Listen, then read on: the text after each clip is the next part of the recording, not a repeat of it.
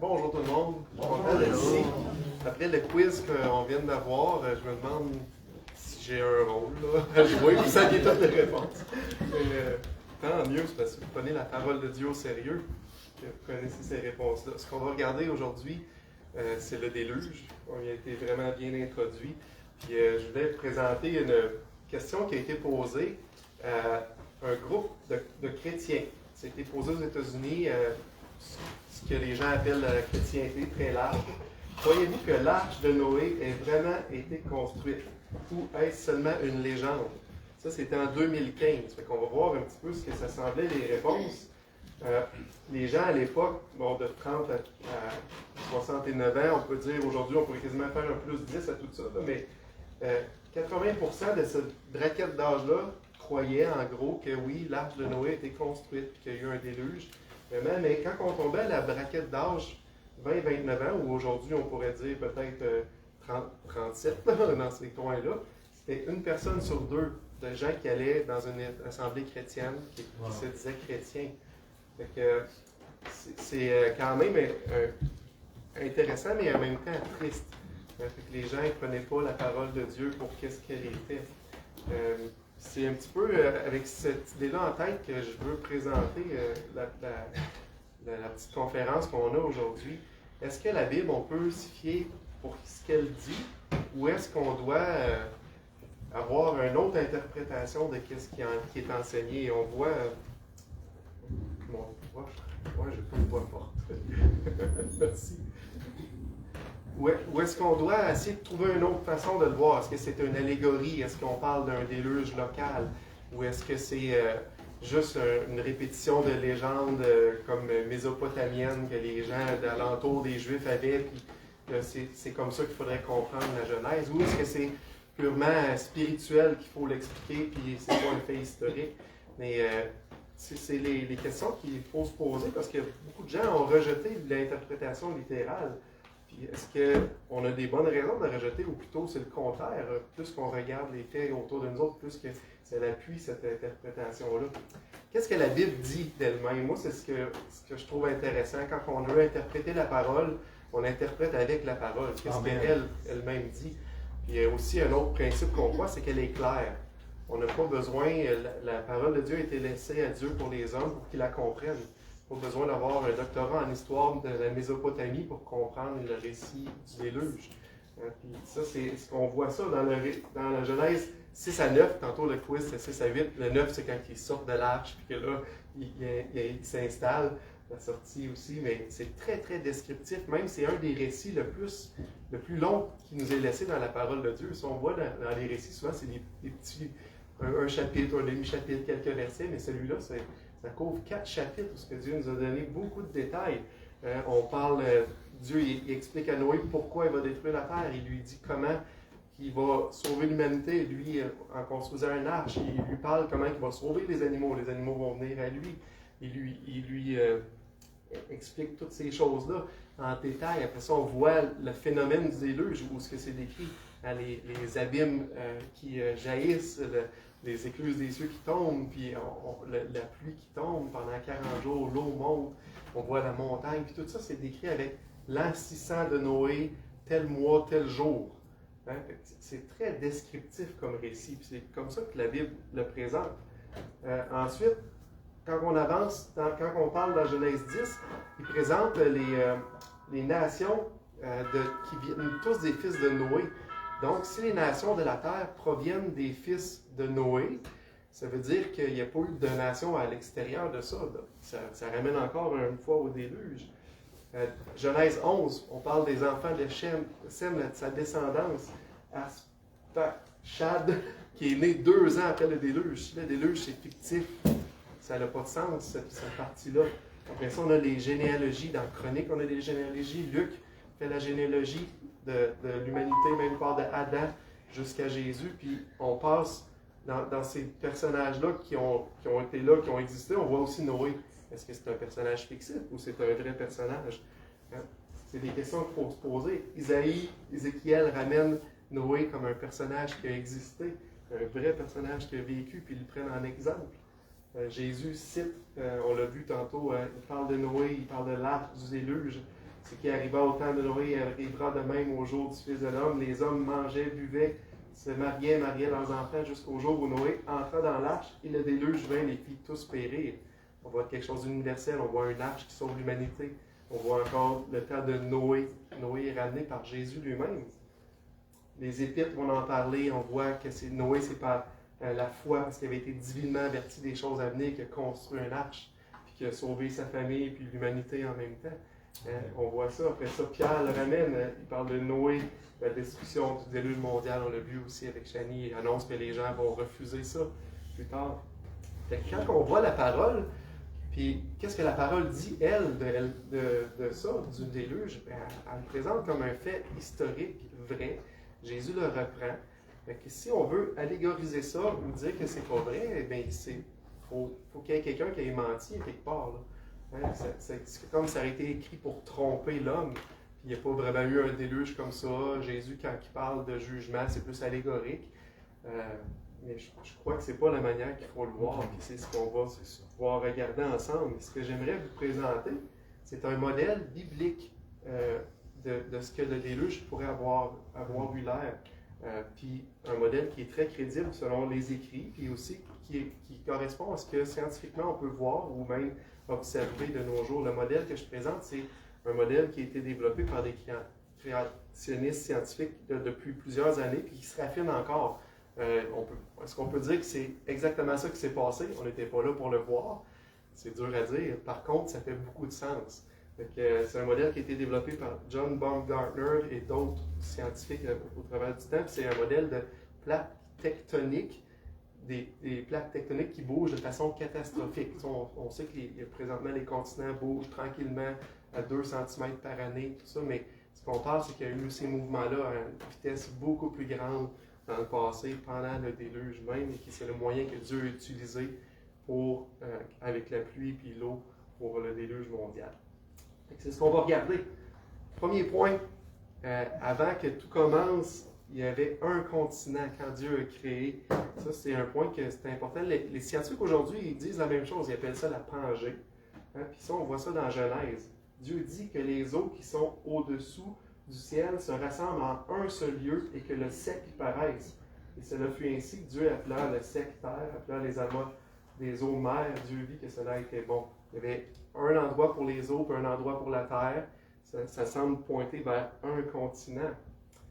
Maintenant, si on regarde de façon chronologique le déluge, puis on garde ça en tête, bien, le premier jour, bien, la source des grands abîmes, ils ont jailli. Ça, c'est les sources souterraines. Hein? L'abîme, on parle de souterrain, que l'eau, elle a jailli. En même temps que les écluses des cieux se sont ouvertes. Là, on parle de pluie qui a tombé. De la pluie, elle a tombé pendant 40 jours, puis jusqu'à temps que la pluie cesse. Est-ce que ça dit que les sources de grands abîmes ont cessé, par contre, eux, de jaillir? Non, hein? Parce que les eaux ont continué à grimper jusqu'au 150e jour, parce que les eaux étaient grosses sur la terre. Mais il y a un temps où la pluie a arrêté. C'est ce qu'on voit. Je vais montrer une petite animation, on va le regarder, qu'est-ce que ça a pu avoir là, puis en même temps, je vais expliquer certains phénomènes. On commence dans le fond des eaux. Quand ça parle des sources des grands abîmes se sont ouvertes.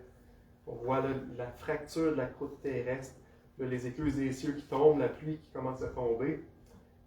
Puis on voit ça s'est fait de façon catastrophique et très rapidement dans le modèle biblique, dans le fond des océans, où la croûte se fracture.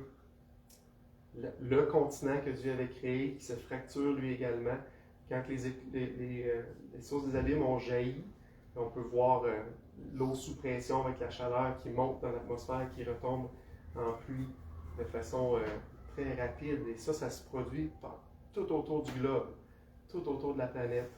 En même temps, c'est le modèle qui est développé. On voit comment ça peut se passer dans la croûte terrestre, où on voit la croûte qui se sépare, puis en même temps la croûte continentale qui entre en dessous de la croûte océanique qui rentre en dessous de la croûte continentale. Ça va créer une tension. Alors, on voit présentement le continent qui crée une tension. Quand cette tension-là se relâche, ça crée des vagues sur plusieurs mètres. Ça, c'est les tsunamis, puis c'est présentement ce qui se passe quand il y a des tsunamis autour de la Terre. Là, ça crée ces vagues-là qui amènent de la boue qui recouvre la Terre. Mais ça, il faut le voir de façon catastrophique. C'est fait rapidement sur une courte période de temps où tu avais des tsunamis, plusieurs tsunamis comme ça par jour, où la croûte rentrait de l'océan en dessous du continent. Quand la tension se relâchait, ça créait le tsunami comme ça. Ça a remodelé la Terre qu'on connaît, qui était un continent. Là, ce continent-là s'est fracturé très rapidement, puis là, ça s'est déplacé, puis les eaux sortaient de la Terre. Présentement, on sait, les scientifiques savent qu'il y a 3 fois plus d'eau dans le manteau terrestre qu'il y en a dans les océans. Fait qu'il y a de l'eau, il y en a là, sous la Terre. L'eau sortait comme ça, puis en même temps que l'eau retombait en pluie. Ça a fait que l'eau allait monter jusqu'à temps que ça recouvre tous les continents. J'aimerais ça que vous regardiez. On va repasser, là, juste suivre en bas dans l'Afrique, un petit bout qui va se décrocher puis qui va aller se brancher après ça en Asie, c'est l'Inde. Puis c'est intéressant, je vais en reparler plus tard, mais juste le suivre, là, si vous regardez dans le bas, les bords, ce qu'on connaît de l'Afrique aujourd'hui, il y a un petit bout de terre, un petit continent qui se décroche puis qui va aller se brancher dans l'Asie, pouf! Ça, c'est l'Inde qu'on connaît aujourd'hui. Ce qu'il y a au bout de ça, c'est les chaînes des Himalayas.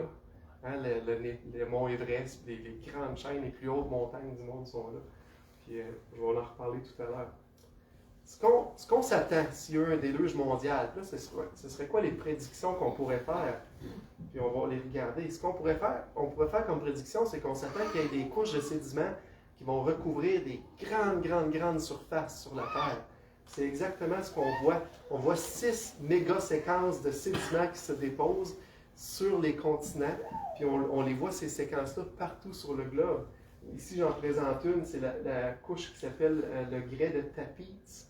Puis il couvre le Canada, les États-Unis, puis il va jusqu'au Groenland. Ça, c'est une même couche de sédiments qui fait toutes ces places-là. Est-ce qu'un petit déluge local fait ça? Des grosses couches de sédiments comme ça qui traversent 3 pays, puis plusieurs continents. Il y en a un autre que peut-être qu'il y en a qui connaissent les White Cliff of Dover en Angleterre. C'est du calcaire blanc. Puis ces couches de calcaire blanc-là se retrouvent en France, en Allemagne, en Turquie, en Israël et en Égypte. C'est la même couche qui couvre tous ces pays-là, la même couche de sédiments de calcaire. Comment ça a pu se déposer en même temps en Angleterre, en France, qui est séparée par un océan, puis après ça, à différents endroits comme la Turquie, l'Égypte ou l'Israël. Un déluge global mondial explique ces genres de couches-là qui couvrent des immenses surfaces. Une autre chose aussi qu'on s'attend, c'est que si les sédiments se sont déposés pendant le déluge, bien, ils vont être des couches successives, une par-dessus l'autre, puis qu'il n'y aura pas d'érosion entre chaque couche. Présentement, le modèle évolutionniste, bien, ça va faire que les sédiments vont se déposer avec des millions d'années, mais on s'attend, si ça prend encore des millions d'années avec une autre couche se dépose par-dessus, mais celle qui est en dessous, elle va se faire crevasser par l'eau, par le vent, par toutes sortes de choses. Mais qu'est-ce qu'on observe? On observe que ces couches-là sont déposées en séquence, une par-dessus l'autre, comme si ça s'est fait rapidement, sans qu'il y ait d'érosion. Celle-là, on retrouve cette couche-là, c'est intéressant au Grand Canyon. Puis entre la couche du haut, qui est le grès de Coconino, puis la couche du bas, qui est le schiste de l'Hermite, il y a supposément 6 millions d'années, selon leur théorie, la théorie évolutive.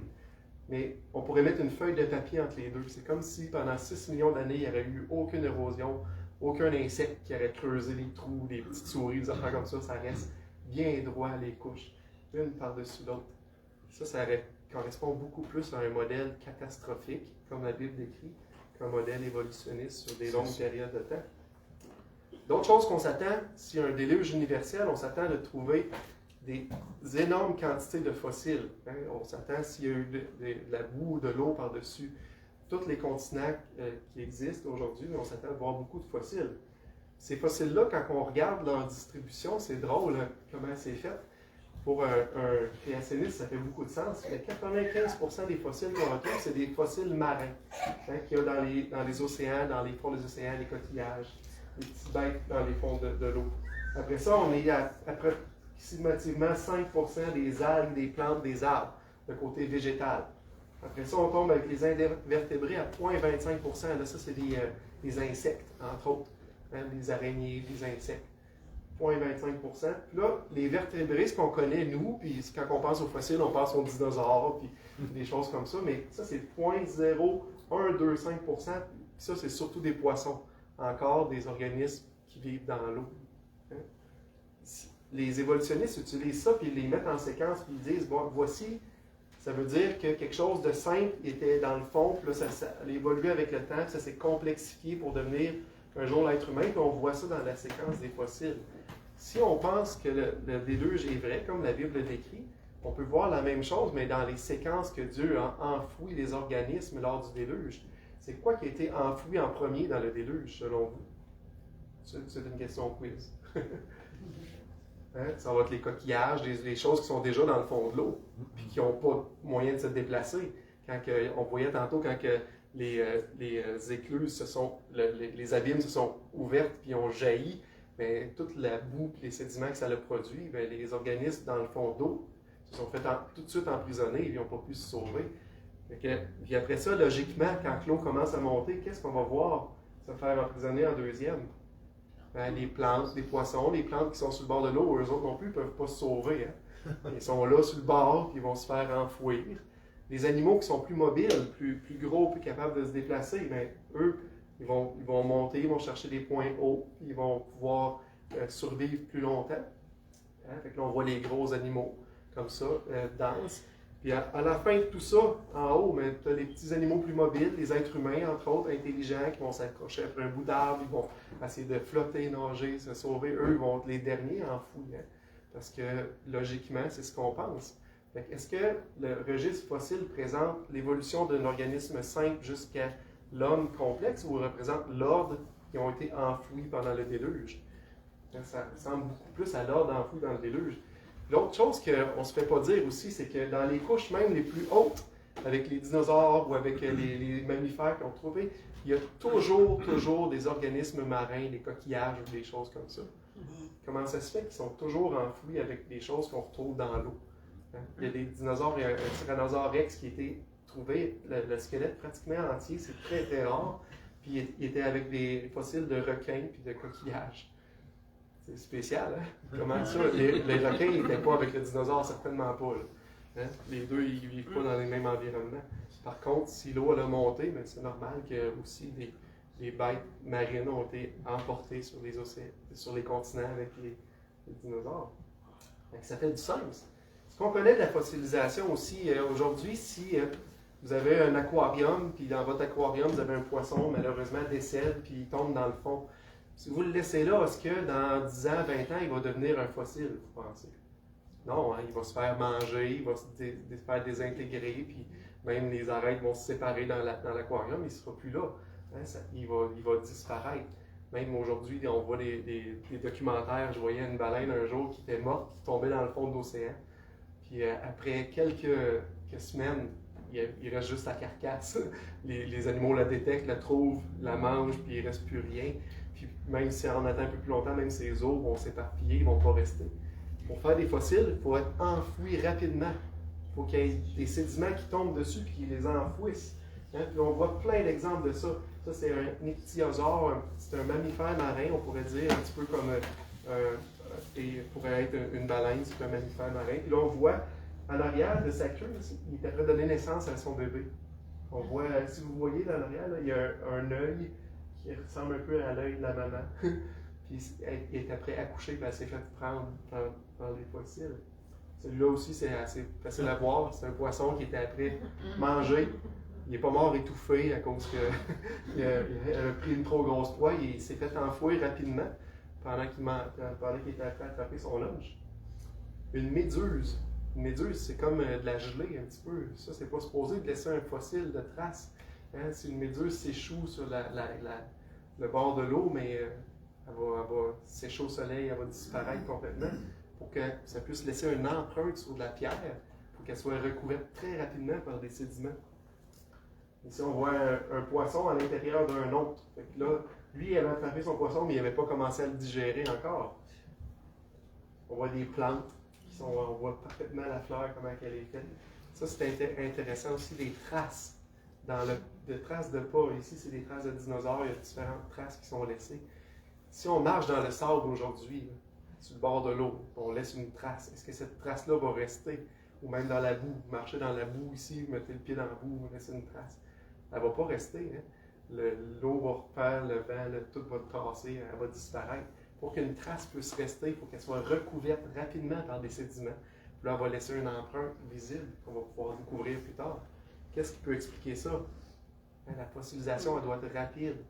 Les fossiles, on en a tout le tour de la planète, puis ils ont tous la même caractéristique. On voit qu'ils ont été enfouis rapidement.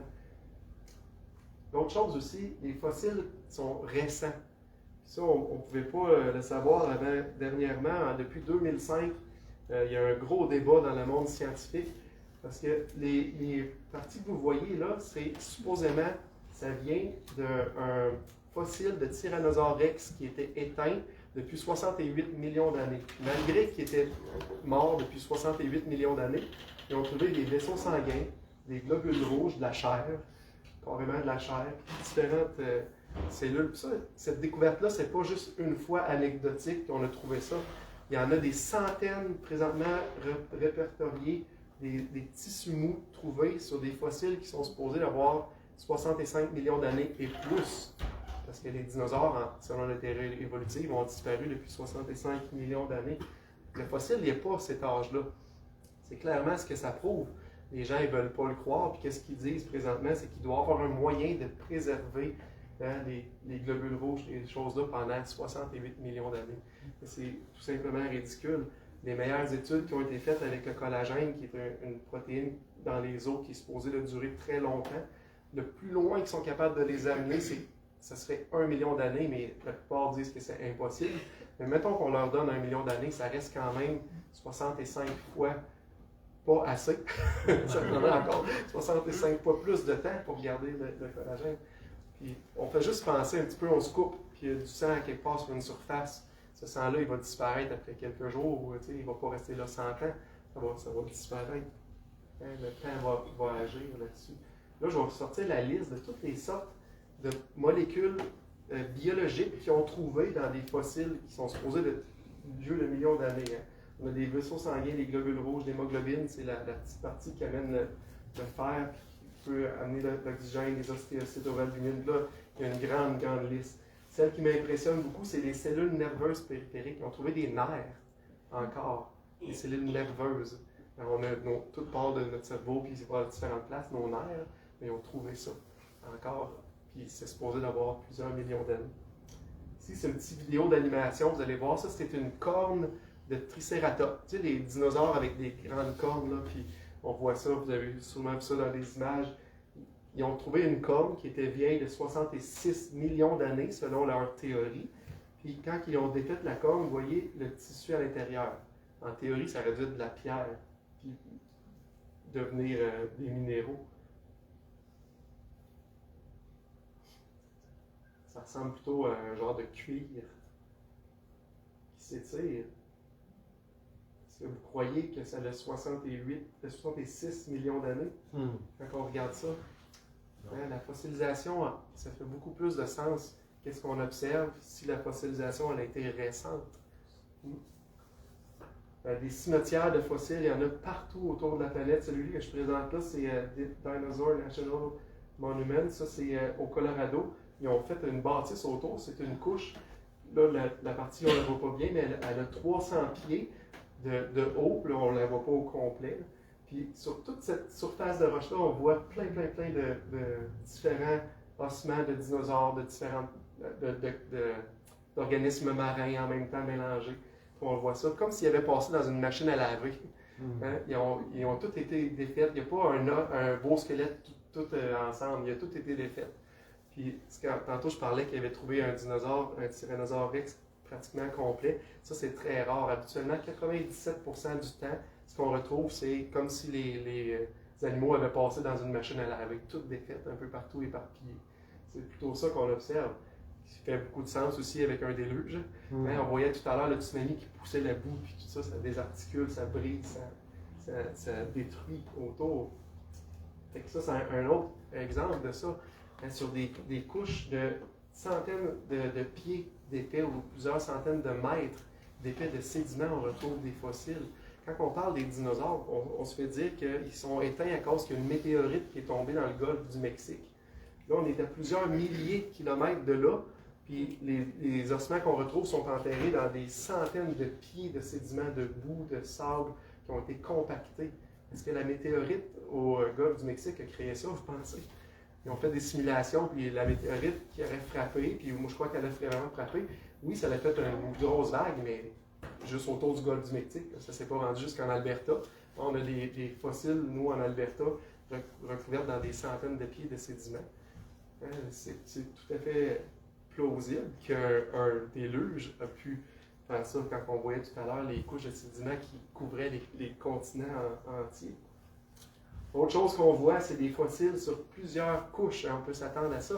Si ça a été déposé rapidement, ici c'est un tronc d'arbre que je vous pointe, là, je vais vous en montrer d'autres. C'est des troncs d'arbres qui sont pointés par les lignes bleues. Un tronc d'arbre bien debout. Est-ce que l'arbre a poussé sur des millions d'années au travers des roches, la roche, ou bien c'est plutôt l'arbre était debout, puis là les sédiments sont tombés, la boue est arrivée, puis là ça s'est solidifié. Ensuite, qu'est-ce que vous pensez qui fait le plus de sens? Hein? Un arbre, ça ne pousse pas au travers de la roche.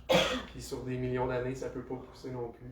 Mais par contre, si tout a été brassé ensemble par les sédiments, puis ça a été fossilisé comme ça, sur plusieurs couches, hein, parce que chaque couche, en théorie, devrait représenter beaucoup de temps. Et moi, je crois plutôt que ça représente des séquences de déluge rapides qui se sont faites avec la boue. Hein, on voit une autre évidence qui semble pointer vers un déluge universel. Nos combustibles fossiles, le charbon, le pétrole, tout ça, ça vient de végétaux. Des végétaux qui ont été enfouis dans le sol, puis là, qui se sont transformés. Aujourd'hui, on a des réserves de charbon, de pétrole, puis d'huile, tout ça, qui sont immenses. Puis si on prenait toute notre végétation qu'on a sur la Terre, là, on la transformerait en pétrole ou en charbon, on aurait juste une infime partie de ce qu'il y a dans le sous-sol terrestre présentement. Ça pointe sur une chose, c'est qu'un jour, la Terre était très luxueuse en végétaux et en plantes, il y en avait vraiment beaucoup, puis qui ont été enfouis ensuite très rapidement. Pour former du charbon, qu'est-ce que ça prend? C'est de la matière végétale qui va être emprisonnée puis compactée. Puis avec la chaleur, ça va se transformer en charbon. Si aujourd'hui, mettons, je fais mon gazon. Là. Je tombe mon gazon sur de la matière végétale, ça, puis là, le gazon reste à la surface. Est-ce qu'il va devenir du charbon? Non, il va composter, ils vont se décomposer. Pour qu'on puisse voir ces réserves-là comme ça tout autour de la planète, mais ça veut dire que tout autour de la planète, il veut que ces végétaux-là soient enfouis sous des sédiments pour pouvoir être compactés, puis ça a créé une chaleur, ça a formé ces charbons-là. On voit des immenses sections du globe partout, c'est vrai, où du charbon sur plusieurs centaines de pieds de profondeur. Puis ce charbon-là, quand ils le datent, ils font des datations dessus, ils se rendent compte qu'il est plus jeune qu'il semble être. Ça, c'est intéressant aussi. Ils retrouvent encore du carbone 14, ce qui ne devrait plus exister sur un charbon qui était vieux en théorie. Qu'est-ce qui fait du sens? Qu'est-ce qui a créé nos réserves de combustibles fossiles comme ça? Un déluge universel ou ça s'est fait tranquillement, avec le temps, sur des millions d'années? Qui fait le plus de sens, c'est que ça a été enfoui rapidement. Ça, c'était la partie l'eau monte.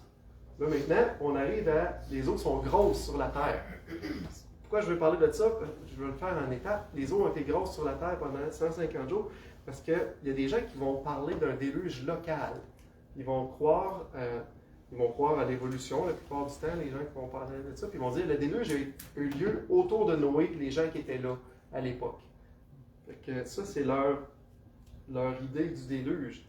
Par contre, on l'a vu tantôt, hein, le déluge a monté 15 coudées au-dessus de la plus haute montagne. Êtes-vous capable de mettre de l'eau au-dessus d'une montagne sans que ça recouvre tout autour?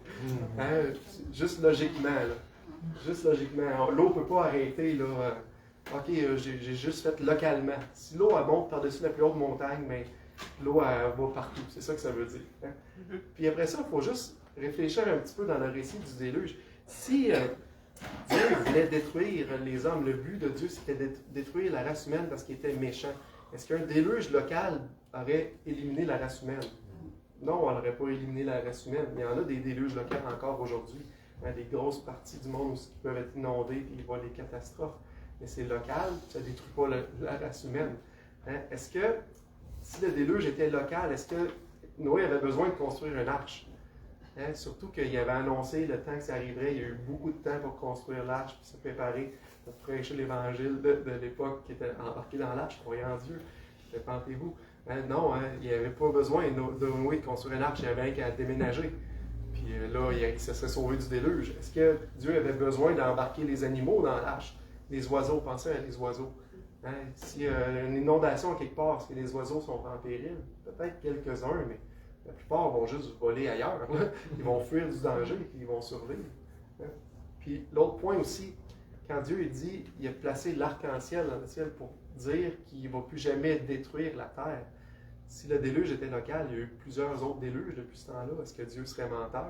Il aurait redétruit la terre. Fait que les gens qui veulent croire un déluge local parce qu'ils veulent comme un petit peu accommoder la Bible avec ce que les scientifiques disent, puis là, ils essaient de faire du compromis entre les deux, ça fait juste pas de sens selon les écrits bibliques. C'était une position pour moi à rejeter. On voyait les eaux étaient grosses sur la terre, puis ça c'est une étape, puis ils ont resté là pendant plusieurs jours, puis après ça, le 150e jour, ça dit que les eaux se retirèrent. Ça c'est une autre étape du déluge. On a de l'eau partout, la seule chose qui reste c'est une arche qui flotte. Quand on pense avec des débris, puis beaucoup de choses probablement, mais les organismes vivants qui étaient dans l'arche qui flottent, et l'eau commence à diminuer. Là, je l'ai fait en étapes. Tantôt, nos premières couches de sédiments qui ont été déposées par le déluge, c'est surtout des coquillages, des organismes marins. Après ça, tu avais des poissons, après des plantes, d'autres choses qui ont été enfouies avec. Là, tu as les animaux qui rentrent. Il y a toujours dans ces couches-là, il y a toujours des traces de poissons et de coquillages. Pour arriver au jour aux mammifères, les petits organismes moins pesants aussi qui ne vont pas descendre dans le fond. Là, tu as de l'eau qui recouvre tout ça. Là, l'eau se retire, l'eau s'en va. Quand l'eau se retire, qu'est-ce que ça l'amène, l'eau qui se retire, vous pensez avec elle? Ben, la première couche va suivre. L'eau se retire, ça va amener tout ce qui est de la première couche de surface aussi avec. Ça, c'est pourquoi j'en parle, parce qu'on trouve peu de squelettes humains, ou pratiquement pas de squelettes humains. Quand on en trouve, ils sont assez récents. Puis là, les gens disent « Ah, ben, vous voyez, le déluge, je sais pas que ça n'aurait pas de sens. » Mais si les gens étaient intelligents, puis de un, Dieu il voulait détruire la race humaine, c'était vraiment l'annihiler, c'était comme l'enlever de la terre. Et ça, c'est un point. Il est allé de façon vraiment drastique. L'autre point aussi, c'est les hommes étant intelligents ont sûrement monté jusque dans les dernières couches, ils ont survécu le plus longtemps, c'est eux qui ont été les plus débrouillards. Puis quand que l'eau s'est retirée, mais sa couche là où les êtres humains étaient enfouis, elle aussi, elle est retirée, puis là, on la retrouve. Si on la retrouve, c'est plus dans les océans. Chose-là qui est peu exploitée ou peu fouillée versus ce qu'on trouve. Ça, c'est une explication qu'on peut avoir. Il y a assez d'eau pour recouvrir toute la planète. Ça, c'est une image que j'aime. Dans les plus basses fosses abyssales, dans le fond des océans, qui sont environ à 11 km de profond, la plus haute montagne était à peu près 8-9 km de haut. Fait que si on prend tout ça et on les met plat, on monte les fosses abyssales, puis on baisse les montagnes, puis on fait une belle terre plate, on aurait 2,7 km d'eau par-dessus nous autres. Fait qu'il y en a en masse de l'eau sur la Terre. Les gens disent, où est-ce qu'elle est, toute l'eau? Ben, l'eau est encore là. Je vais expliquer un peu. On a 2,7 km d'eau qui recouvrait toute la planète. Mais le Seigneur nous a laissé un indice d'où est allée toute cette eau-là. Dans le psaume 104, moi je crois que cette partie-là du psaume parle du déluge. Il y a une partie qui parle de la création avant, puis après ça on tombe dans une partie qui parle du déluge. Pourquoi je crois ça? C'est parce qu'ensuite, dans le psaume 104, ça parle de l'homme pécheur. À la création, l'homme n'était pas pécheur. Ça parle de la mort. Ça parle d'animaux carnivores. Ça ne parle pas de la création tout le long du récit. Je vois plutôt un récit, une progression. Cette partie-là, ça l'expliquerait très bien où est allée l'eau. Tu l'avais couverte de l'abîme. Ça parle de la terre comme d'un vêtement, l'abîme étant des eaux. Les eaux s'arrêtèrent sur les montagnes. Elles ont fui devant ta menace. Elles se sont précipitées à la voix de ton tonnerre. Des montagnes se sont élevées. On voit les montagnes qui s'élèvent. Des vallées se sont abaissées. Des vallées se sont abaissées au lieu que tu leur avais fixé. Tu as posé une limite que les eaux ne doivent point franchir. Ça ressemble-tu à à l'arc-en-ciel, ça. Hein? L'eau, elle ne va plus franchir ça. Il a mis une limite afin qu'elle ne revienne plus couvrir la terre. Hein? Là, on voit que le psalmiste il présente qu'est-ce qui s'est passé pour que l'eau se retire. Il a élevé les montagnes, il a abaissé les vallées ou la mer, on peut parler. Dans le modèle des plaques tectoniques de M.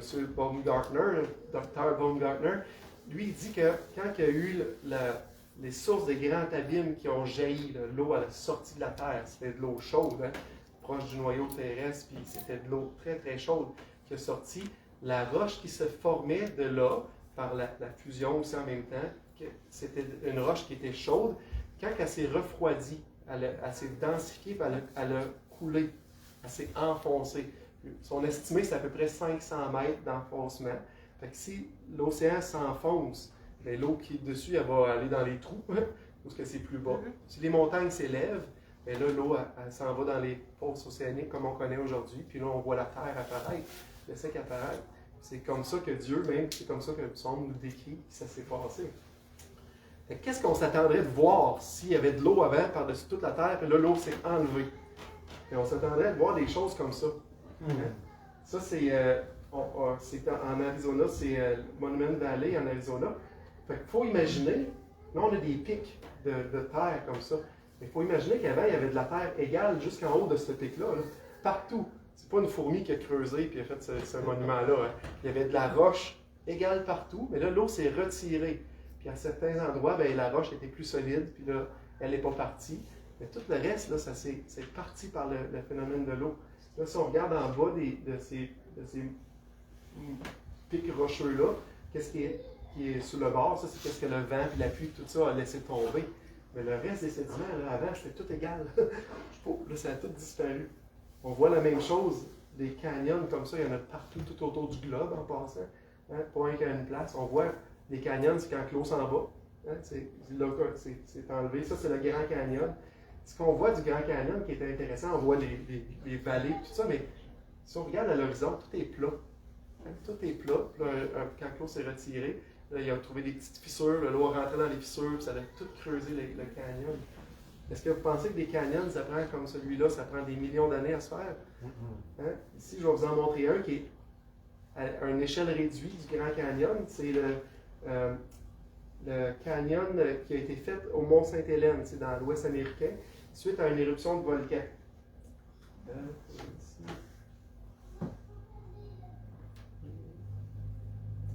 Oups, c'était pas ça que je fasse. Désolé. Bon, pas automatique.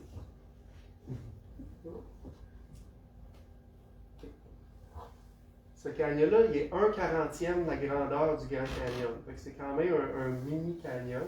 Ça a été creusé en une journée. Vous allez voir, à des places, il y a 600 pieds de sédiments. C'est peut-être 200 mètres de profond. Ça a été creusé en une journée. On va voir les différentes étapes. Là. On va le montrer.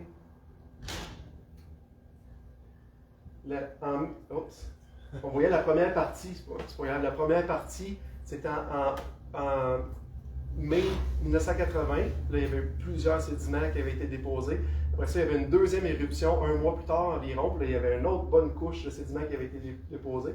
Après ça, 2 ans plus tard, la bouche du volcan, c'était toute... il y avait eu plein de neige, de glace qui avait fermé ça. Puis 2 ans plus tard, c'est rentré en éruption une 3e fois. Fait que tout le glacier qui s'était formé a fondu. Puis là, ça a encore fait des sédiments. Puis l'eau qui a coulé de la montagne, mais ça a creusé le canyon que vous venez voir en une journée. En une journée. Fait que, est-ce que vous pensez qu'une catastrophe ou un cataclysme comme le déluge, où tu avais des failles où la croûte terrestre s'ouvrait avec les volcans, l'eau, tout ça qui faisait des sédiments, puis ça a pu faire des canyons de ce genre-là facilement, très, très, très facilement. Puis il y en a comme ça des canyons partout autour du globe. Le plus grand canyon qu'ils ont vu, c'est au Groenland, puis présentement, on le voit même pas parce qu'il est sous la glace. Puis ils le voient ils font des genres de sonores, puis ils voient que c'est le plus grand canyon au monde, c'est sous le pays, le Groenland. C'est vraiment intéressant. Ce qu'on s'attend aussi quand ça dit que les montagnes se sont élevées. Ce ce qui est le fun à voir, la partie plus brunâtre, là, orangée, on voit que ça longe toute la côte ouest canadienne, l'Amérique centrale, l'Amérique du Sud. On voit les Rocheuses, les Cordillères des Andes. Ça, c'est des gros pics de montagne. Ça, c'est la croûte de l'océan qui rentrait en dessous de la croûte du continent. Fait que là, ça a fait lever les montagnes comme ça. Est-ce que vous pensez, je vais vous donner un exemple. Le meilleur exemple, c'est l'Inde tout à l'heure. Je vous disais, regardez le petit continent, l'Inde, qui va frapper l'Asie. On voit les Himalayas dans le centre, les plus hautes montagnes du monde. Mais est-ce que vous pensez, je vais vous donner l'exemple que j'ai, si j'ai un accident de voiture, puis que, on va dire que je vais à 5 km/h, j'avance à peine, puis là, je frappe un mur, qu'est-ce qui va arriver à ma voiture? Coupe de graphing, pas grand-chose, hein? Il ne se passera rien, parce que je ne vais pas vite. Ça, c'est comme les plaques tectoniques aujourd'hui. Ils disent qu'ils bougent de 2 cm par année. Fait que ça ne bouge pas vite, ça ne bouge pas vraiment. Mais là, par contre, avec ma voiture, si j'arrive à 100 km/h et je frappe dans un mur, qu'est-ce qui va arriver à la voiture? Hein, le hood, il va tout revoler, puis l'auto va se plier, puis là, il va se passer quelque chose. Mais c'est la même chose. Hein? Si on croit au modèle créationniste, quand l'Inde a frappé l'Asie, elle n'allait pas à 2 cm par année. Hein? Tu fais frapper 2 continents ensemble à 2 cm par année, c'est ça qui va faire lever une montagne? Non, hein? Ça prend une force, ça prend une vélocité pour que ça puisse faire ça. Le modèle créationniste, les continents se déplaçaient à 8 km/h quand c'est arrivé et ça l'a frappé. Là, c'est beaucoup plus rapide. On parle d'un gros continent, une grosse masse qui frappe un autre rapidement. Là, ça fait lever des montagnes. Ça fait les Himalayas. Ça fait les Rocheuses américaines, la Cordillère des Andes. Puis, qu'est-ce qu'on devrait voir sur ces montagnes-là? Ils ont été en théorie en dessous de l'eau. Hein, ici, on voit les chaînes de montagnes de l'Himalaya. On devrait voir des fossiles. Ça, c'est un exemple qui a été trouvé sur le mont Everest, la plus haute montagne au monde. Il y a des fossiles marins, des ammonites comme ceux-là, qui ont été trouvés sur la plus haute montagne du monde. Qu'est-ce qui fait du sens? Que la montagne était sous l'eau, puis qu'un jour, quand il y a eu ça s'est frappé, les continents, les montagnes se sont élevées, puis là, on voit ces choses-là. Tantôt, je voyais les Cordillères des Andes, la même chose. Il y a des huîtres géantes. Ces grosses pierres-là, rondes, pratiquement parfaites, c'est des huîtres géantes qui ont sur les montagnes à plus de 6000 mètres d'altitude. C'est vraiment, qu'est-ce qui fait le plus de sens? Hein? Que les huîtres ont monté comme ça en haut de la montagne, ou que cette montagne-là était sous l'eau puis elle a été élevée rapidement. Que les huîtres ont été pris dans la boue, les sédiments, tout ça, puis ont sorti plus tard. L'autre chose aussi qu'on peut s'attendre, hein, avec les mouvements des plaques, des couches sédimentaires plissées. Avez-vous déjà essayé de plier de la roche? Personne n'a ça comme activité, le passe-temps, prendre de la roche, essayer de la plier. Est-ce qu'on est capable de plier de la roche? Non, ça casse, ça se fissure, ça va craquer. Mais là, on voit des couches comme ça, sédimentaires, qui sont pliées, hein, puis sur des grandes distances, une après l'autre. On voit même en chaîne de montagne, pliées. Qu'est-ce qui peut expliquer ça? Moi, je pense que si les sédiments se sont déposés rapidement, puis qu'il y a eu des mouvements pendant que c'était encore malléable, un peu comme de la pâte à modeler qui n'est pas séchée, tu es capable de la plier, c'était ça, la boue, le sable qui s'est compacté. Puis tant que ça ne l'a pas chimiquement cimenté puis formé la roche, là, tu peux le plier. Là, on voit des choses comme ça se former. Hein? Et la plupart de ces formations-là, c'est formé même sous l'eau, on peut voir. Puis ils sont capables de le reproduire avec. Ils prennent des sédiments et ils les font passer dans des genre de gros courants d'eau. Puis là, selon les courants, tout ça, puis ils laissent les sédiments dedans. Les sédiments forment ces formes-là naturellement sous l'eau. Puis on voit les mêmes choses qui se reproduisent. Donc ça, on peut s'attendre à ça quand que l'eau se retire, les montagnes s'élèvent, les sédiments sont encore mous, puis ils se plient, on peut les voir. Ça fait beaucoup plus de sens avec un modèle créationniste. Là, le déluge, bon, l'eau s'est retirée. Après que l'eau s'est retirée, hein, Noé a ouvert la fenêtre. On voit les histoires avec les corbeaux et la colombe.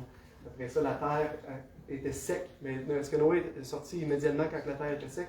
Non, mais il a attendu à peu près proche de 2 mois. 56 jours plus tard, Noé sort de l'arche.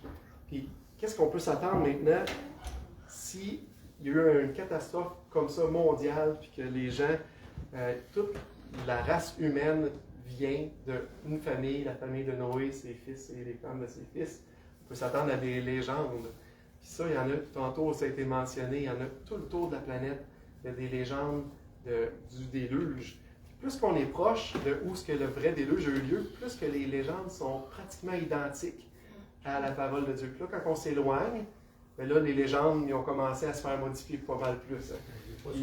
Le déluge est sur toute la terre. Toute la terre. Pas s'éloigner du déluge. Bien, où ce que l'arche est arrivée, où ce que la population a se reconstruite après le déluge, plus qu'on est proche de là, plus que les légendes sont très, très similaires. Puis après ça, on s'éloigne, on va jusqu'en Amérique du Nord, mettons. Là, les premiers habitants en Amérique du Nord, eux, ben, ils ont des déluges un peu farfelus, là, comme le grand lièvre qui a été averti en songe qu'il allait avoir une inondation, fait qu'il a fait un radeau pour mettre les animaux dessus. Puis là, quand ça a été fini, ben, le grand lièvre, il a demandé à la loutre d'aller chercher de la terre dans le fond de l'eau, puis il a refait la terre, puis là, il a créé les hommes. Ça, c'est un exemple. Mais quand même, en Amérique du Nord, ils ont des légendes qui parlent d'un déluge universel, que les animaux ont été sauvés. Ils ont quand même des points communs. Puis c'est ça, des points communs, ben, on a l'homme qui était pécheur, dépravé, Dieu a détruit, qu'il y a une famille qui a eu la faveur de Dieu, ont construit un bateau pour s'en sortir. C'était une destruction par l'eau. Puis c'est ça, plusieurs points comme ça. La colombe, le corbeau sont souvent dans ces légendes-là. Ici, j'ai un livre qui a été produit en 2001. Les Échos d'Ara. Ara, c'est la montagne où l'arche est arrivée. Puis cet homme-là, en 2021, je ne sais pas si c'est ça que je l'ai dit, cet homme-là, il a recueilli 300 légendes d'Amérique, Amérique du Sud, Amérique centrale et Amérique du Nord. 300 légendes. Tantôt, tu disais que tu étais rendu à 500. Je ne suis pas étonné parce que là, tu as tout le reste du monde, l'Asie, puis les îles, l'Afrique, l'Europe. Et juste en Amérique du Nord, il y a 300 légendes. Il y en a quelques-unes au Québec, pas beaucoup. Les nôtres dans nos coins sont très farfelus. C'est souvent le grand lièvre, Mézou, mais quand même, ça parle de la même chose. Une catastrophe mondiale globale qui a détruit la Terre. Et ça, on s'attend à ça s'il y a eu un déluge mondial. C'est ça qu'on observe. Mais on aurait pu dire que c'est une prédiction qu'on fait. S'il n'y a pas eu de déluge mondial, pourquoi que tous les peuples ont ça dans leurs mythes et légendes? Ils ont-ils une raison vraiment d'avoir ça? L'autre chose qu'il faut réfléchir, est-ce que ça fait du sens que de 8 personnes qui ont sorti de l'arche, puis on peut penser que Noé et sa femme n'ont pas eu d'autres enfants, ça ne nous indique pas qu'ils en ont eu d'autres, tout a été repeuplé par les fils de Noé. Est-ce que ça fait du sens qu'on ait la population mondiale qu'on a aujourd'hui? Le 15 novembre l'année passée, ça fait un an pratiquement, il avait annoncé qu'on allait atteindre 8 milliards de personnes sur la planète Terre. 8 milliards le 15 novembre, là, un an. Puis on regarde le taux de croissance de la population présente. Si on regarde le bleu, c'est sûr qu'il y a le moins de croissance. Le orange-rouge, là, tu as beaucoup de croissance de la population. Si on regarde ça, est-ce que c'est les pays les plus riches ou les plus pauvres qui ont plus de croissance? C'est les plus pauvres, hein? Souvent, les gens vont dire, oui, mais à l'époque, là, les êtres humains, là, vu qu'ils étaient pauvres, ils n'avaient pas beaucoup de connaissances, ils ne pouvaient pas croître rapidement. Mais présentement, c'est dans les places les plus défavorisées qu'il y a le plus de croissance. Ça n'a juste pas de rapport, cet argument-là. Le taux de croissance actuel est de 0,9 %. La population augmente d'environ 85 millions de personnes par année sur la planète Terre. Ça va quand même vite, hein? 85 millions, c'est comme 3 fois pratiquement la population du Canada chaque année qui est ajoutée sur la planète. Si on part du déluge avec 6 personnes initialement, là je mets un taux de croissance de 0,48. J'ai à peu près la moitié. On va dire que oui, il y a eu des époques plus dures, puis aussi si on regarde sur une période plus longue de temps, sur mettons 4000 ans d'histoire, 4400 ans d'histoire à peu près depuis le déluge, il y a eu des guerres, il y a eu des catastrophes, tout ça qui a fait que la population a réduit. Puis je mets 4400 ans, j'arrive à une population de 8,5 milliards à peu près. C'est pas mal proche, hein, les calculs que j'ai faits. Par contre, si on croit à l'évolution, là, il n'y avait pas juste 6 personnes, il y avait à peu près 10 000 personnes. C'est ça qu'ils disent. La population d'êtres humains, d'hommes, quand l'homme est arrivé sur la Terre, c'était environ 10 000 personnes. Là, je leur mets un taux de croissance de 0,01 %. C'est comme 100 fois plus bas que ce qui est actuellement. Ça veut dire que ça prend à peu près 15-20 000 ans avant que la population double. Fait que, ça a pris vraiment 15-20 000 ans avant de passer de 10 000 à 20 000. Là, le temps que les évolutionnistes disent que l'être humain sur la Terre, ils ne s'entendent pas entre 200 000, 300 000. J'ai mis 300 000 ans pour le calcul. Ça ferait qu'il serait présentement supposé d'avoir sur la Terre 100 000 millions de milliards de personnes. Ça fait beaucoup de monde. Hein? C'est quel qui fait le plus de sens? Hein? Ça fait vraiment beaucoup de sens qu'il y a eu une population qui est partie de 6 individus, puis que depuis 4400 ans, depuis le déluge, on a peuplé la Terre pour arriver à ce qu'on a aujourd'hui. Beaucoup plus que le modèle évolutionniste, qui est sur une période de 300 000 ans, on aurait eu, selon leur modèle, la race humaine elle a failli être éteinte plusieurs fois, puis on est comme chanceux d'exister encore aujourd'hui. Maintenant, une autre chose qu'on peut prévoir suite au déluge. S'il y a eu un déluge sur la Terre, quand que les sources des abîmes ont jailli, hein, est-ce que c'était de l'eau chaude, de l'eau froide? C'est de l'eau chaude qui est sortie, de l'eau très chaude. Les océans sont devenus très chauds. Hein? Puis en même temps, il y a eu des volcans. C'est, sur les continents, tout ça, les croûtes se frottaient ensemble, ça se bougeait vite, il y avait des éruptions volcaniques, beaucoup de poussière dans l'air. Je vais vous montrer une petite animation de ce que ça a pu avoir l'air. Puis on voit que les abîmes se séparent. On voit l'eau chaude qui peut se former, beaucoup d'évaporation d'eau. Les volcans qui vont pousser beaucoup tout autour de la planète, partout où il y a des petits points qui flashent, ça c'est des volcans présentement. Puis on voit qu'il met beaucoup de cendres. La cendre, ça bloque le soleil. Pas de soleil, ça fait que c'est de plus en plus froid autour. Hein? C'est le soleil qui nous réchauffe. Fait qu'on a de l'eau chaude, mais de la terre froide. Fait que l'eau chaude qui s'évapore, puis ça l'amène de beaucoup d'humidité dans l'air. Ça va vers les continents. Et là, il n'y a pas de soleil pour que l'eau tombe en pluie. L'eau va tomber comment? En neige. Puis là, pendant plusieurs années, suite au déluge, le temps que tout se stabilise, tu as l'eau humide des océans qui sort, qui tombe en neige. C'est ce qu'on appelle l'ère de glace. Fait que si on n'était pas proche de l'équateur, toutes les parties nord et sud ont été ensevelies par la glace parce qu'il n'y avait pas d'été. Hein? Dans ce temps-là, à cause le soleil était bloqué, beaucoup d'humidité. On a l'ère glaciaire. Est-ce que, selon les évolutionnistes, ils disent qu'il y a eu plusieurs ères glaciaires dans le temps? La Bible n'en décrit pas plusieurs, on en voit une, et elle est très logiquement expliquée.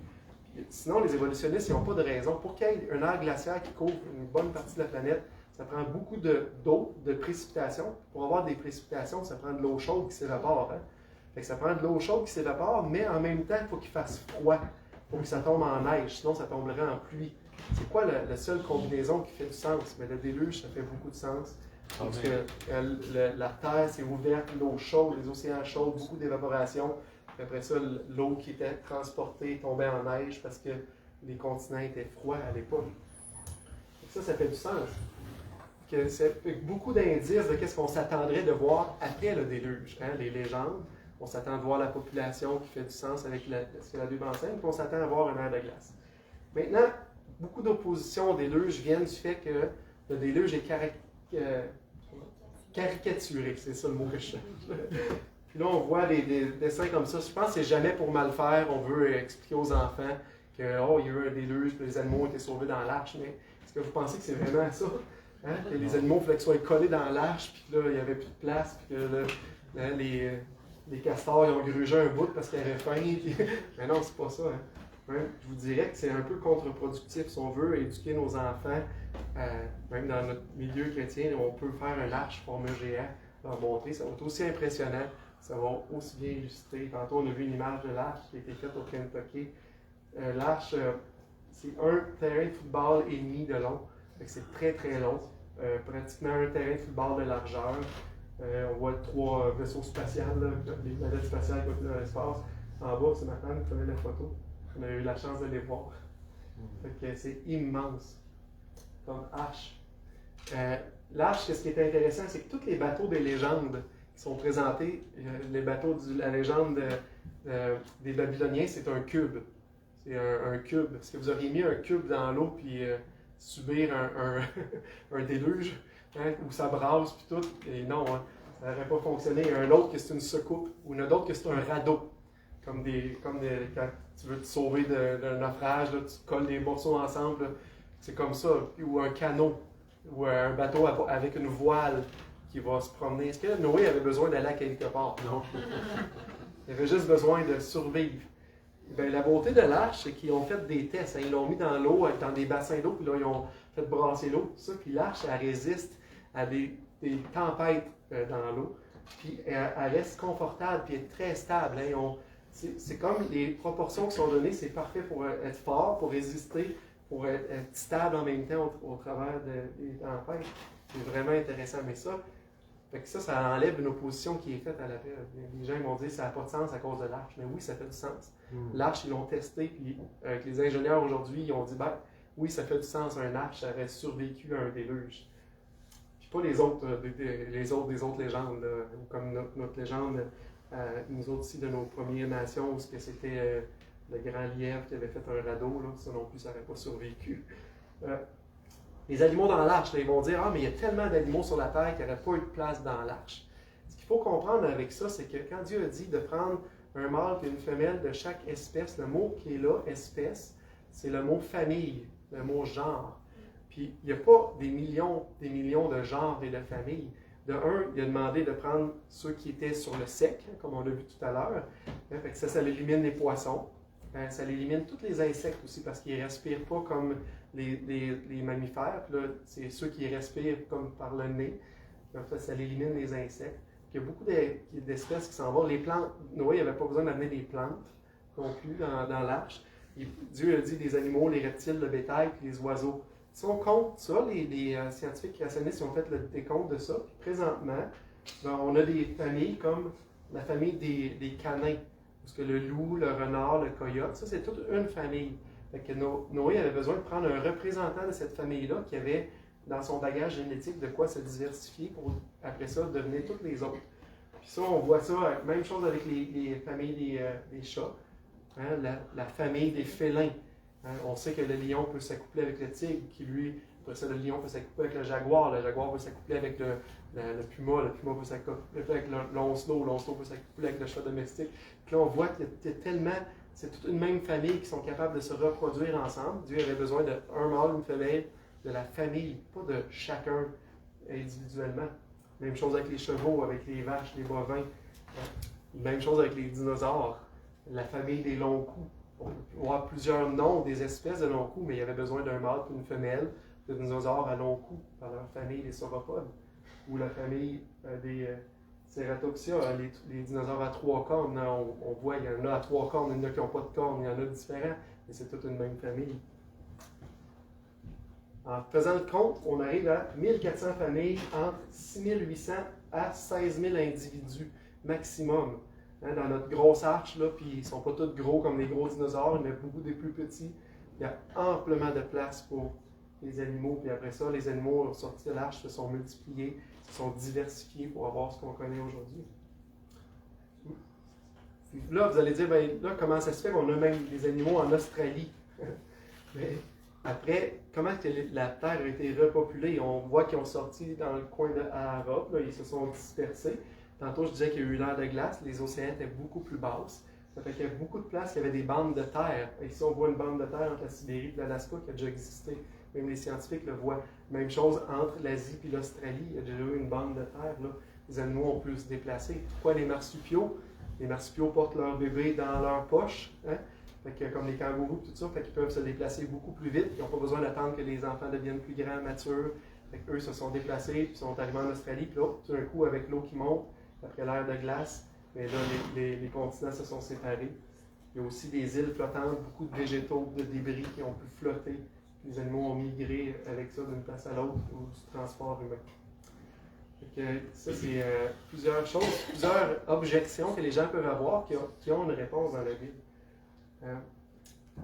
Ce que j'aimerais terminer avec vous, un message qui est important de la catastrophe du déluge, c'est que Dieu un jour a jugé le monde. Dieu a vu le monde pécheur, le monde rebelle contre lui, le monde qui l'avait rejeté. Et il a dit que ça ne pouvait plus continuer, les gens étaient juste méchants. Il a usé de patience, il a été très patient, il a laissé même beaucoup de temps à Noé à prêcher, à construire l'arche pour que les gens se repentent et viennent à lui, mais les gens n'ont pas voulu.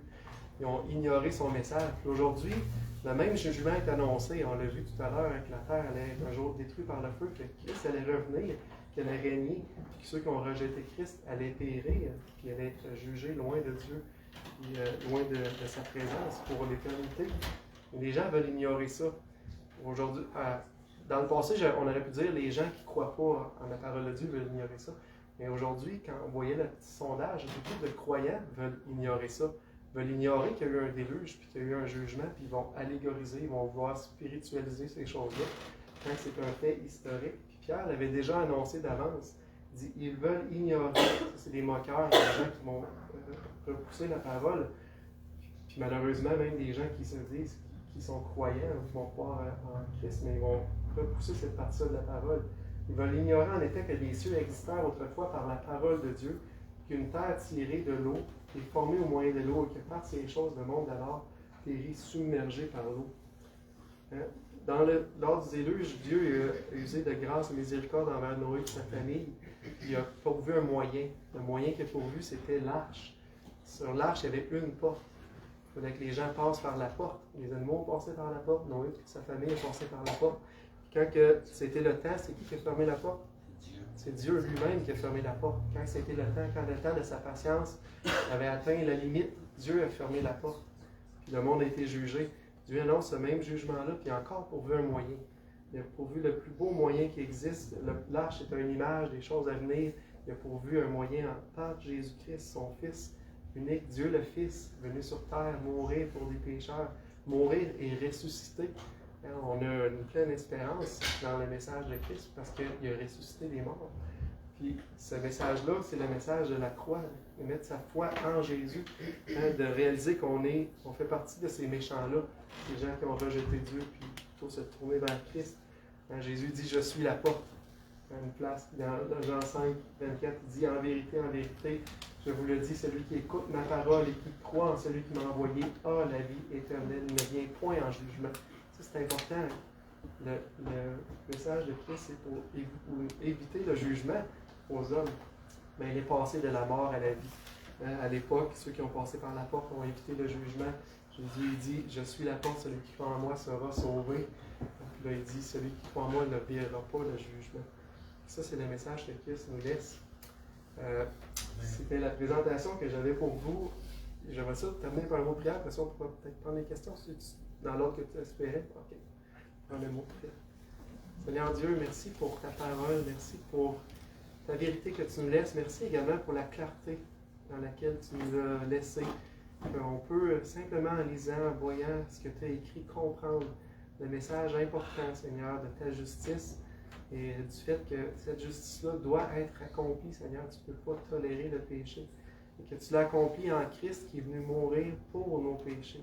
Il les a portés à notre place, Seigneur. Que si on place notre foi en lui, aujourd'hui on est la vie éternelle, on ne verra pas en jugement, mais on va passer de la mort à la vie. Et je te prie pour chaque personne qui est ici, considère, Seigneur, de mettre sa foi en Jésus, pas sa foi dans ses œuvres, pas ignorer le message ou se moquer du message, mais de bien voir et croire, Seigneur, qu'est-ce que tu nous enseignes.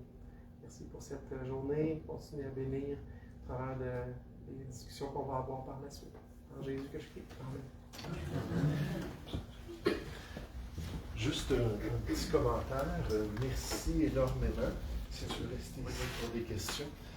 Puis là, on a vu que la Bible a prédit que dans les derniers temps, les gens se moqueraient de ces vérités fondamentales qui viennent de la parole de Dieu. Puis nécessairement, quand les gens... Non, laisse-le fonctionner. C'est parce qu'on ne te voit pas. Ah, ok, merci. Ah, parfait. Merci. Mais lorsqu'on voit cela, on s'aperçoit que ça devait être un défi à l'époque, n'est-ce pas? Noé, qui est appelé un prédicateur de la justice. Donc, il a essayé de guider les gens à son époque pour qu'ils puissent se tourner vers la délivrance de Dieu. Puis l'accompagner, il y avait certainement amplement de place dans l'arche pour que ces gens-là puissent rentrer avec lui, avec les animaux. Puis là, nous, on se tourne vers lui, comme on dit, dans les derniers temps, cet esprit-là de résistance, comme ce fut le cas à l'époque de Noé, sera une caractéristique. Moi, c'est juste un encouragement que je veux vous donner, que ce soit populaire ou non, votre foi. que l'Évangile qu'on partage soit rejeté ou non. Demandez à Jocelyn. On va, puis on cogne aux portes, puis on essaie d'influencer les gens. Il y a des gens qui sont très polis, qui écoutent, il y a d'autres personnes, ça ne les intéresse pas du tout. Mais on ne doit pas s'arrêter de faire ce qui est bien. Comme Noé, pendant des décennies, n'est-ce pas, qui a accompli le plan de Dieu en construisant ce bateau de délivrance. Puis nous, à la lumière de la prophétie biblique, on doit être encouragés à continuer à faire ce qui est bien. C'est notre caractère chrétien qui est mis à l'épreuve. Mais on doit être déterminé à grandir par la grâce de Dieu et à accomplir la volonté de Dieu. Donc, je voulais juste terminer avec cette petite exhortation avant que tu répondes à des questions.